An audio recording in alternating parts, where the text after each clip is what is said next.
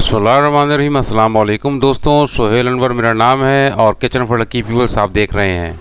बहुत ही मज़ेदार और आसानी से बन जाने वाली मटन कढ़ाई की रेसिपी आपके लिए लेके आया हूँ।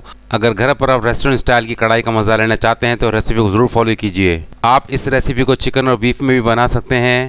मेथड सेम यही रहेगा और हर गोश्त का हर अपना प्रोसेस होता है गलने का, तो वो आप अपने हिसाब से कर लीजिएगा। इस रेसिपी के लिए हमने हाफ़ के जी मटन लिया, इसकी छोटी बोटियां कर ली हैं, कुछ चर्बी वाले और एक हड्डी भी हमने ली है ताकि रेस्टोरेंट जैसा जायका आ सके। वैसे तो लोहे की कढ़ाई इस्तेमाल होती है, लेकिन हर घर में लोहे की कढ़ाई अवेलेबल नहीं होती है, इसलिए हमने नॉन स्टिक कढ़ाई यूज़ की है।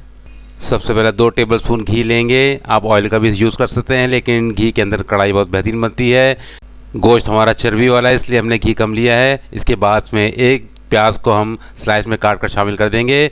मटन और बीफ की कढ़ाई में प्याज यूज़ होता है, अब चिकन के अंदर ही शामिल मत कीजिएगा। जब प्याज का कलर हल्का सा पिंक हो जाता है, अब इसमें 1 टेबलस्पून के करीब अदरक लहसुन पेस्ट शामिल करेंगे और इसकी मज़ेदार सी खुशबू आने तक इसे भूनेंगे। अब हम इसमें मटन शामिल कर देंगे और साथ में 1 टीस्पून के करीब या हस्बे जायका नमक शामिल कर देंगे इसके अंदर। अब हम इसे 4 से 5 मिनट तक भूनेंगे, जब तक गोश्त अपना कलर चेंज ना कर दे। गोश्त का पानी ड्राई हो चुका है और उसका कलर भी चेंज हो चुका है। अब इसमें 1 गिलास पानी डालकर से ढक कर हम जब तक पकाएंगे जब तक गोश्त अच्छे तरीके से गल ना जाए। एक बात याद रहे कि हमने इसके अंदर सिर्फ अदरक लहसुन और नमक शामिल किया, इसके अलावा और कोई मसाला शामिल नहीं किया। मसाला हम बाद में शामिल करेंगे जब गोश्त गल जाएगा।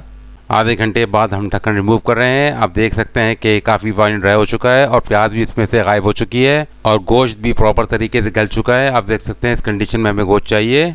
अब बारी आती है टमाटर डालने की। हम इसमें 2 मीडियम साइज़ के टमाटर शामिल करेंगे और उसके साथ में हम 1 टीस्पून के करीब कुटी हुई लाल मिर्च भी शामिल कर देंगे और इसे अच्छी तरीके से भूनेंगे जब तक कि टमाटर गायब ना हो जाए। 5-6 मिनट टमाटर के साथ भूनने के बाद आप देख सकते हैं कि टमाटर इसमें तकरीबन गायब हो चुके हैं। अब हम इसमें तकरीबन 125 ml के करीब दही शामिल करेंगे। हाफ़ कप के करीब दही है इसमें। दही को अच्छे तरीके से मिक्स करने के बाद अब बारी आती मसाले शामिल करने की। सबसे पहले हम इसमें 1 टेबलस्पून के करीब भुना हुआ कुटा हुआ धनिया शामिल करेंगे। फिर 1 टीस्पून जीरा पाउडर शामिल करेंगे। उसके बाद 1 टीस्पून इसमें काली मिर्च पाउडर शामिल करेंगे। इसके बाद इन सब चीज़ों को अच्छी तरीके से मिक्स करेंगे। 2-3 मिनट तेज़ आंच पर भूनने के बाद आप देख सकते हैं कि दही का पानी खुश्क हो चुका है और कढ़ाई हमारी बिल्कुल तैयार है। अब इसमें हम हरी मिर्च शामिल करेंगे चॉप करके, उसके बाद हरा धनिया भी थोड़ा शामिल करेंगे और इसे अच्छे तरीके से मिक्स करेंगे। कढ़ाई हमारी बनके बिल्कुल तैयार है। रेस्टोरेंट स्टाइल में बिल्कुल कम मसाले डलते हैं, बिल्कुल तैयार कढ़ाई है। आप देख सकते हैं ये देखने में जितनी खूबसूरत लग रही है, खाने में उतनी ही लजीज और मज़ेदार है। एक बार ज़रूर ट्राई कीजिएगा। चैनल को सब्सक्राइब और रेसिपी को लाइक और शेयर ज़रूर कर दीजिएगा। रेसिपी एंड तक देखने का बहुत बहुत शुक्रिया। अल्लाह हाफिज़।